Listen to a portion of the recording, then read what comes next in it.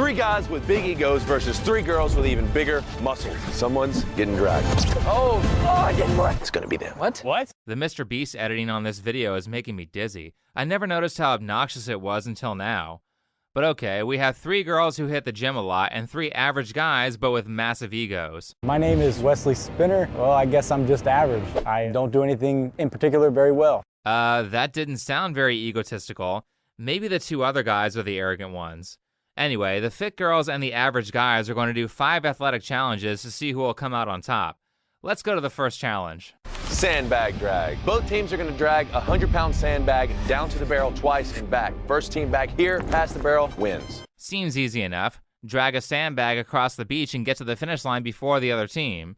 There are 2 rules though, which are that they can't touch the sandbag and the sandbag cannot leave the floor. I'm Brooke McCluskey. I'm a powerlifter. This is nothing for me. The fit chicks will come out on top. That's fantastic because this sounds like an endurance challenge, and powerlifters have always been well known for their endurance.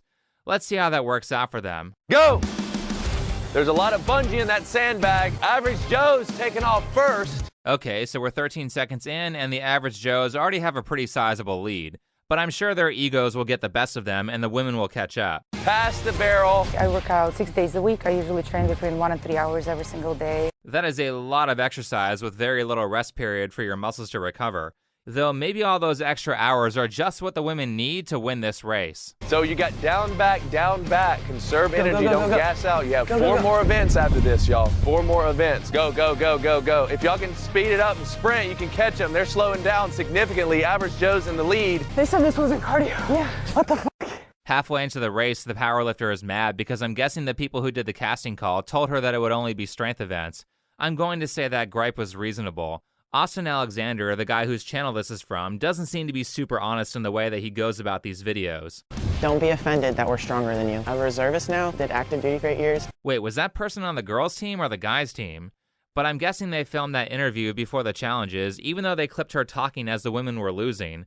Perfect moment to show that statement. I am Jesus Miguel Chavez. The reason I'm here today is because I reacted to a Craigslist ad. The individual here said fun times. So this is not what I expected. Again, super arrogant, super egotistical. I can't wait until Jesus and his team get their asses kicked by the world's most humble female gym goers. And the women lose. 135, 136, average Joe's past the barrel. I'm still drunk. You're supposed to be a gym rat, but you drink before a fitness event? Also, if this image here isn't edited, then this person is definitely on steroids, and they still lost. Let's meet the last person on the guys' team before we do the next challenge. I'm a dad of 3 that pretty much just tries to stay in shape to keep up with my kids. Okay, that's not exactly an average guy. Look at his Instagram. He works out all the time, and 2 years ago, he had a 300-pound squat. The Mr. Beast clone who runs this channel is like, yeah, this is my friend Chris. He's got about as much strength as your average guy with a 9-to-5 desk job. He'll be a great average Joe to compete against the fit women.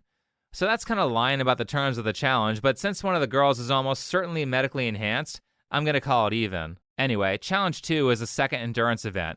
They have to take a bucket to the lake, fill the bucket up, run it back to the barrel, and fill the barrel up. First team to fill the barrel all the way up wins.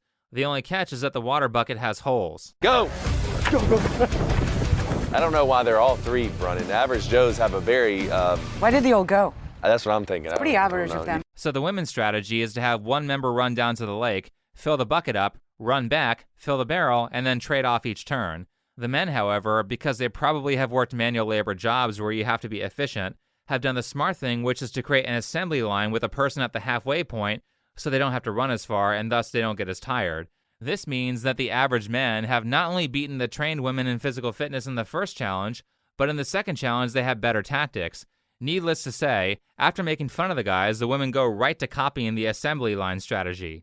Come on, Brandon. I'm gonna go all the way. Wes is gunning it, not even worrying about the hole. I realized that they were saving energy by doing the little assembly line thing. Let me fill it. Do the assembly line. I thought it would be smarter for us to kind of change it up, kind of do that. One of us stay in the water. How ironic. Though I do find this whole thing very condescending. Not the women in this show in particular, because it seems like the several moments where they were acting entitled were fabricated by the editing or the owner of the channel.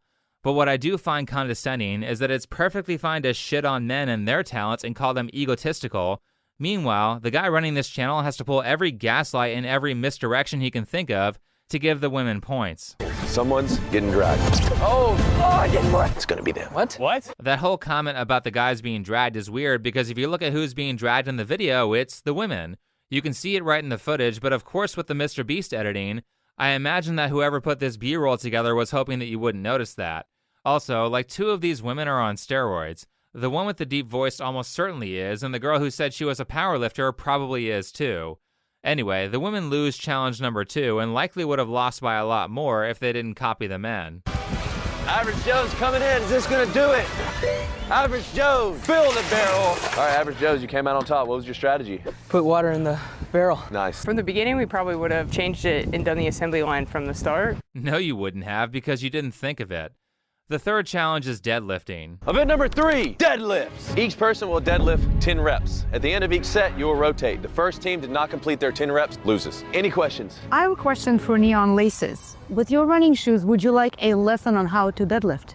Sure. I think that comment was meant to seem kind of passive-aggressive based on all the editing, but she technically is correct. He shouldn't be lifting heavy weight in running shoes because they are squishy and unstable. Also, now that we've gotten to a strength challenge, I want to further emphasize the dishonesty of this video. I did some Instagram stalking because this is one of those channels that links everyone's social media in the description, and it turns out that this guy Wes works for some sort of tire business and puts lift kits on trucks all day, which means that his job counts as moderate strength training.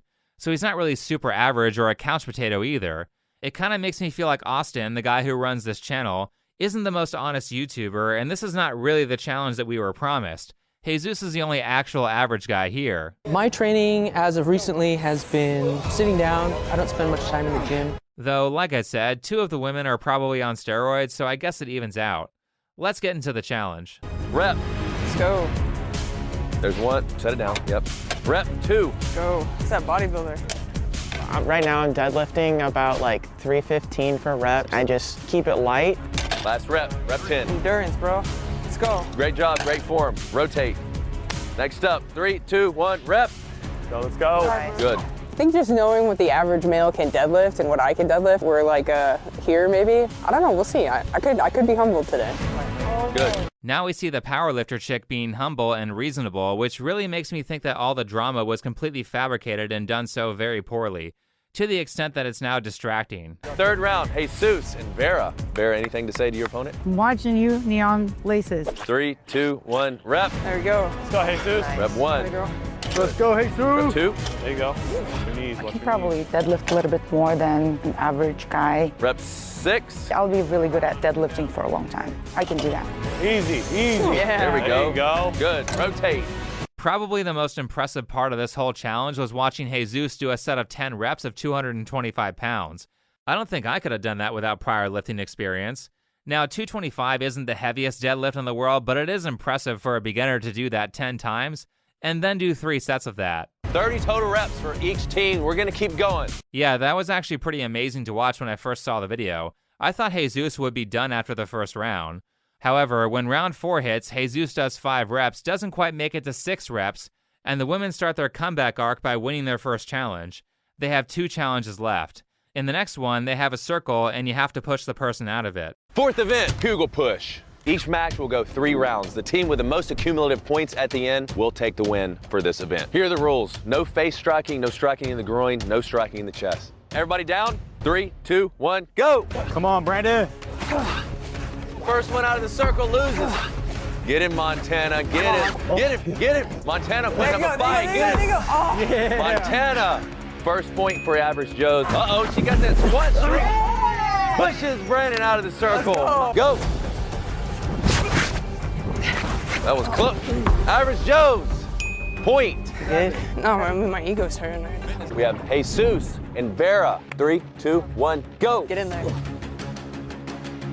Whoa. Hey! Oh, That Jesus. was a face hit. That was a face hit. What are you guys talking about? 1 point for the fitness ladies. No face striking, no groin. Again, the caping for the women's team. Face hitting was against the rules, but the women win the point anyway, as opposed to calling that one a draw for the rule violation. Nothing else in this challenge was really all that interesting. The men win in a landslide, 2 points to 7 points. So the men have already won the video, but there's still one challenge left, and it's the best challenge for the thumbnail, so they're gonna do it anyway. 3 points for average Joes, 1 point for strong ladies. This is absolutely crazy. I thought this is going a completely different way than I originally anticipated. Last final event, tug of war. First team past the barrel loses. Do you guys understand? Do you guys understand? When I release the rope, you guys are gonna tug. 3, 2, 1. You can see that we're off to an interesting start before the competition even gets going. The guy's anchor teammate Wes has tied the rope around himself so he can more easily put his entire body weight in without losing mobility. The girls seem to have not chosen this strategy. Let's see what happens. Go! 1, pull the slack. 2, 3. Oh, it didn't work. Pull. Oh, the whole team? You hold it, yeah, hold it. Pull back. There we go. The whole team has to be past the barrel. You guys pull. Montana's just past the barrel. Average Joes, take the W. Yeah, that much was obvious. I don't care how much those girls can squat or deadlift, men weigh a lot more than women, which makes them significantly harder to pull, and this was probably the most unfair challenge in the game if you're trying to give the women a competitive chance. Honestly, I don't even know why this challenge was in here outside of it being the easiest to make a thumbnail out of, which by the way was photoshopped like crazy. I mentioned that Wes on the far right had the rope tied around him in the original challenge, but in the thumbnail it's not tied. They changed Jesus' shoes and put him in the front instead of the middle. They switched the positions of all the girls too, and it almost seems like the thumbnail was designed to make it look like the women were winning. Yet another example of caping for the women to make it look like they did far better than they actually did. What did we learn? Don't judge a book by its cover. What do you mean? I guarantee you that most of your viewers immediately assumed the guys were going to win because of biological differences. With all that said, it just gets annoying that people are still trying to sell this narrative that women are competitive to men in terms of strength. Based on what the host said at the end, it's obvious that he wanted us to expect the women to win. But in reality, that one girl had to do 6 days per week of 1 to 3 hours a day of training just to compete with a guy who sits around all day. And it wasn't like a blowout either. He held his ground extremely well for someone without conditioning. Yet despite these obvious differences in strength, you still time and time again get a false media narrative that women can be just as strong as men. The most recent example of this being the opening episode of The Last of Us Season 2, where this little girl takes on a guy who is like twice her size and wins.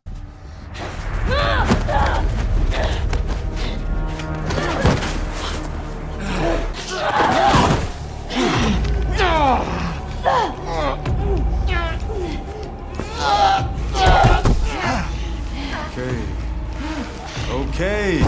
Ellie! This is the dumbest shit ever. She would never win that fight, and not only that, but this is an extreme deviation from the game, because in the game, Ellie uses weapons to win against opponents who are bigger than her. And I know there's going to be that one person in the comments saying, well, it's just a TV show, everyone knows that's not real, as a way of saying that scenes like this don't affect people's real opinions, but all you have to do to know that line of thinking is wrong is to spend any amount of time around firearms with beginners.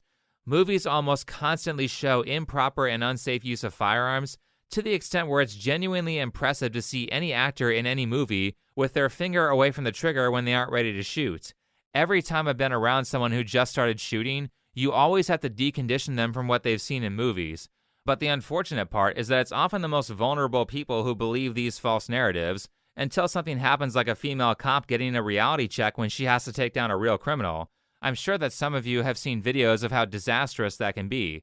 And this is not to say women bad. It is instead to point out that men and women have different talents and interests and different strengths and weaknesses, and it is in our best interest to respect that. That being said, I think the people who try to sell these false narratives know that often outside of your control, your brain will become the average of the things that it views, and they are hoping they can just flood everybody with so much nonsense that people will start to believe things that obviously aren't true. And it's actually a very effective tactic that works all the time. Just look at the fat acceptance group telling everyone that their genetics prevent them from losing weight, and all the people who believe that's true. So my recommendation is that people should always be careful about what kinds of media they consume, because liars or unskilled people might not be able to trick you with things that you're knowledgeable about, like biological differences. However, if they're the first ones to give you information in a field that you have little knowledge in, then you are the perfect victim for absorbing a stupid belief. So you should always be careful about the people that you let influence you, and always be very particular about the people that you allow to educate you. That way you don't have to decondition wrong information that someone told you, or get a dangerous surprise reality check. Anyway, thanks for watching, follow me on Twitter, and I'll see you in the next video.